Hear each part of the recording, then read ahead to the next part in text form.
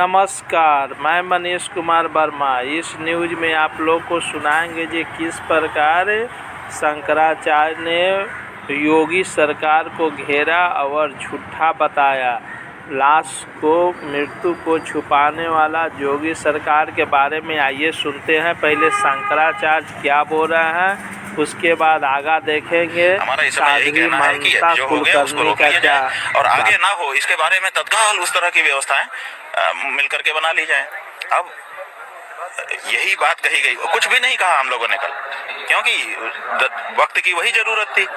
तो अब चूंकि घटना हो चुकी है तो सबसे पहले अब ये है कि अगर ये मुख्यमंत्री रहेंगे महोदय तो फिर घटना होगी और घटना को छिपाएंगे, ये लीपापोती करेंगे और आप लोगों को साथ लेंगे। आप लोग सद जाओगे, आप लोग भी उस तरह से नहीं बता पाओगे। क्यों अजय, हम लोग तो कल सुबह 4 बजे से लगातार सीधी तस्वीरें दिखा। हम आपके ऊपर आरोप नहीं लगा रहे हैं, लेकिन परिस्थिति यही है।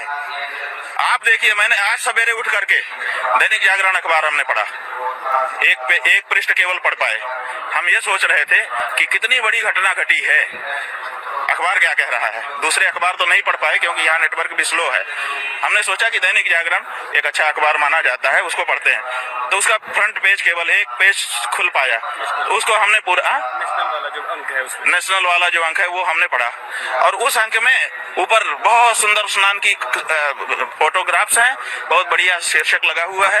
और फिर एकदम नीचे जा करके इतने छोटे में एक फोटो है जिसमें कुछ भगदड़गा है और उसी में इतनी चीजें लिखी हुई हैं। आप बताइए, ये अगर प्रेस नहीं मिला हुआ है, ये हो सकता है? इसमें हम लोग देखेंगे जो ममता कुलकर्णी किस प्रकार इंडिया टीवी के रजत शर्मा का आपकी अदालत में आकर अपना इंटरव्यू दे रही। वही ममता कुलकर्णी है जो लालू का रीजन में यहाँ पर आकर डांस की थी। वही ममता कुलकर्णी अब सन्यासी बन गई है। आइए सुनते हैं रजत शर्मा का उन्होंने अदालत में क्या क्या बोल रही है ममता कुलकर्णी। मैं तो बिल्कुल तैयार नहीं इस सब चीज के लिए। उनको मिली 2 बार। वो लक्ष्मण त्रिपाठी जी की मुसीबत हो गई है। उनकी इंक्वायरी की जा रही है कि उन्होंने क्यों बना दिया ममता कुलकर्णी को। अभी नहीं होगी। अभी जिनको ये संशय था कि मुझे क्यों महामंडलेश्वर, कोई मैंने ध्यान नहीं साधना की। भी लोग सन्यासी बनते हैं, साधु बनते हैं, महामंडलेश्वर बनते हैं, उनके बारे में माना जाता है उन्होंने वेदों का अध्ययन किया होगा, शास्त्रों का अध्ययन किया होगा, अध्यात्म समझा होगा। आपके बारे में कुछ ऐसा दिखता नहीं।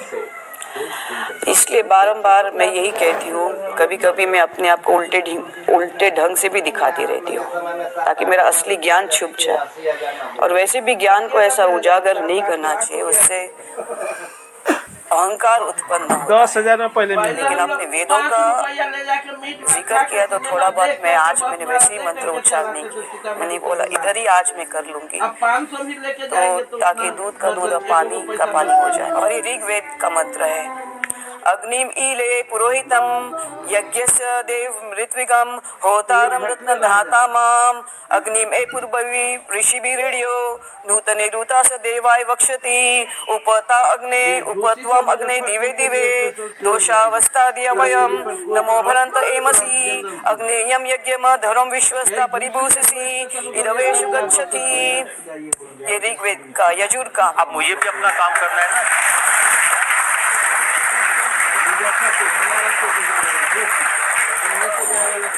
एक्चुअली ऐसा है कि आपने गणेश जी का आह्वान किया, आदि शक्ति का किया, ब्रह्मा का होना चाहिए, नारायण का होना चाहिए। कर्मण्येवाधिकारस्ते मा फलेषु कदाचन मा कर्मफल हेतुर्भुर्माते सर्वोऽस्तु कर्मणे। आत्मा तो हम गिरजामति सचरा प्राणाम तम शेरागम पूजा ते विश्व भोग रचना निद्रा समाधि स्थिति संचारा पदेव प्रदक्षिणा स्तोत्राणि सर्वागिरि यद्यत् कर्म करोमि तत् अखिलं शंभो तवाराधनम। कर चरण कृतम वा कायजम कर्मजम वा श्रवणनेन जम वा मानसम वा अपराधम विहितम वा सर्वे देव क्षमस्व। जय जय करुणावेशी महादेव शंभो। ओम शांति शांति शांति शांति। अपने ब्रह्मा हो चुकी है तो मैं आपसे, ब्रह्मा हो गया, नारायण हो गए, शिव जी हो गए। अब मैं आपसे बीच में 2-3 सवाल भी पूछ लूं। और लक्ष्मी का नहीं हुआ है और सरस्वती का। प्लीज होता रहेगा, ये तो हमारे जीवन में ये तो रूप होता है।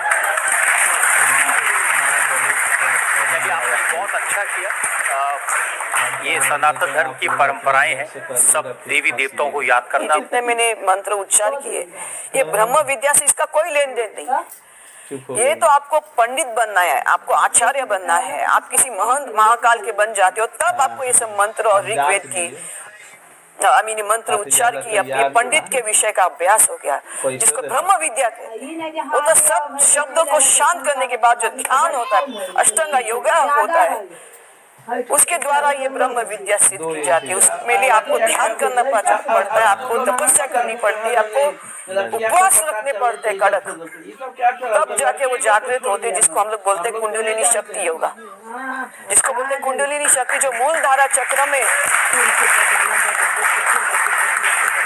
इस न्यूज में हम लोग सुनते हैं कि इस प्रकार प्रियंका गांधी ने मोदी को पार्लियामेंट में घेरा। बजट पर तीखा प्रहार करने वाले मोदी सरकार पर प्रियंका गांधी ने ओजस्वी भाषण दिया। आइए सुनते हैं पार्लियामेंट से वह न्यूज प्रियंका गांधी जी का। वो 17 साल का बच्चा अदनान मुझसे कहता है, वो 17 साल का बच्चा अदनान मुझसे कहता है कि मैं बड़ा होकर डॉक्टर बन के दिखाऊंगा, मैं अपने पिता का सपना साकार करूंगा। ये सपना, ये आशा उसके दिल में हमारे संविधान ने डाली। अध्यक्ष महोदय, हमारे देश के करोड़ों देशवासियों के संघर्ष में, अपने अधिकारों की पहचान में, इनकी कठिन से कठिन परिस्थितियों से लड़ने की अपार हिम्मत में और देश से न्याय की अपेक्षा में हमारे संविधान की ज्योत जल रही है।